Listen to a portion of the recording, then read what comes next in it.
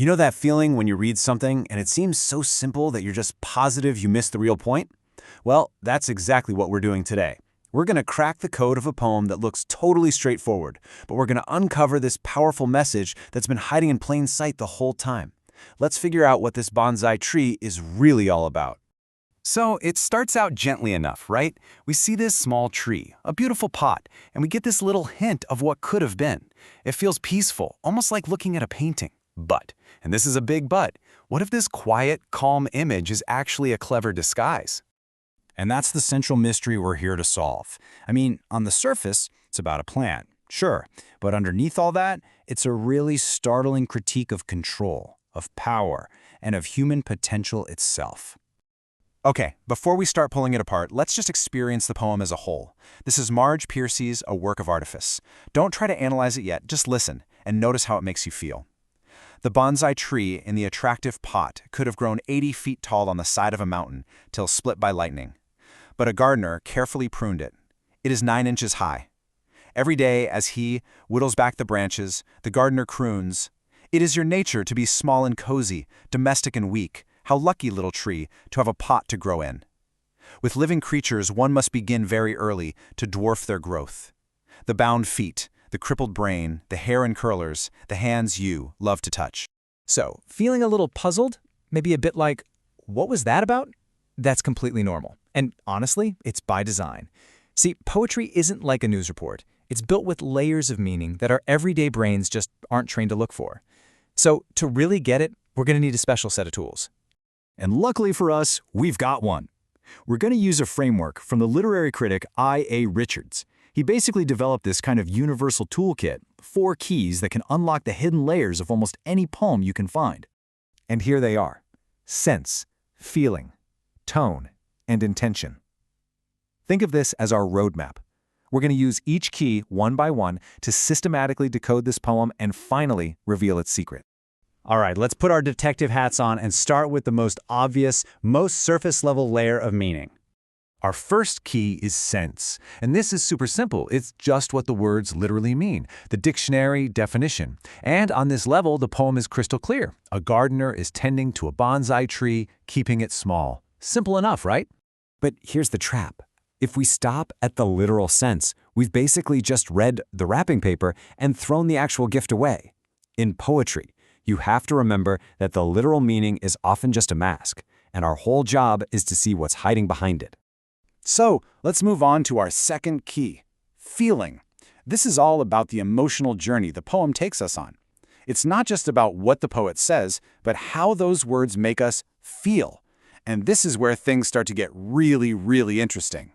Initially, the poem feels calm, almost sweet. You hear words like attractive pot, and then you get this image of a gardener who croons to his plant like he's singing a lullaby. It creates this whole sense of warmth and gentle domestic care. And then, boom, the feeling shifts, and it shifts dramatically.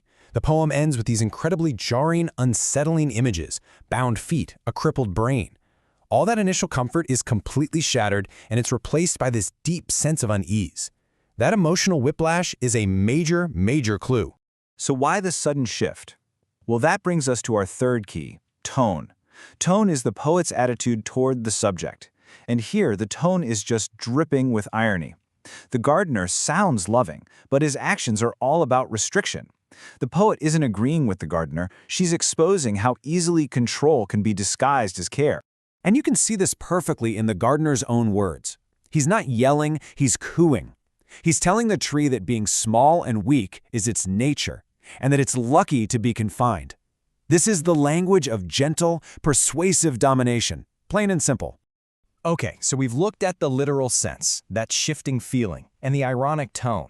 All these clues have been building up, pointing toward one single moment. The entire poem pivots on its final lines. This is where we use our fourth and final key, intention.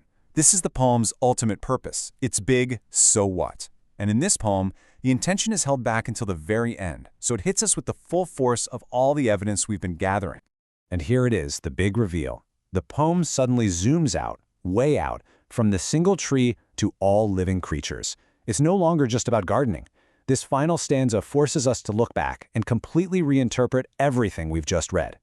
And now, the poem's intention is crystal clear. The bonsai tree is a powerful metaphor. The gardener represents societal systems, cultural norms, expectations that prune and limit the growth of individuals, particularly women, all while convincing them that this limitation is for their own good. It's about how potential is systematically dwarfed under the guise of love and safety.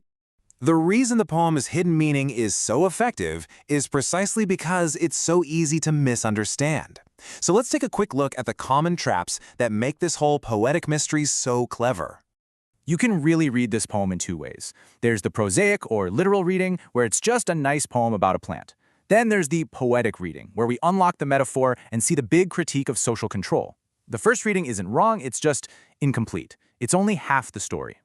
These are the classic traps Richards identified. Reading too fast, getting stuck on the literal meaning, or expecting a poem to just state its message like an essay. This poem cleverly plays on all of those habits, and it rewards the reader who decides to slow down and look a little closer. So what's the big takeaway from all of this? Well, cracking the code of this one poem actually gives us a skill we can use everywhere. Learning to see these layers of sense, feeling, tone, and intention doesn't just make you better at reading poetry. It makes you a more critical thinker, period. You get better at seeing the hidden messages in art, in media, and just in the world around you. It's a lesson in looking past the attractive pot to see the wires that are actually binding the branches. This poem basically gives us a new lens to see the world differently. So, the question I want to leave you with is this. Once you start looking, what other bonsai trees do you see? What other forms of natural growth are being carefully and maybe even lovingly pruned and dwarfed in the world around us, all under the justification of care?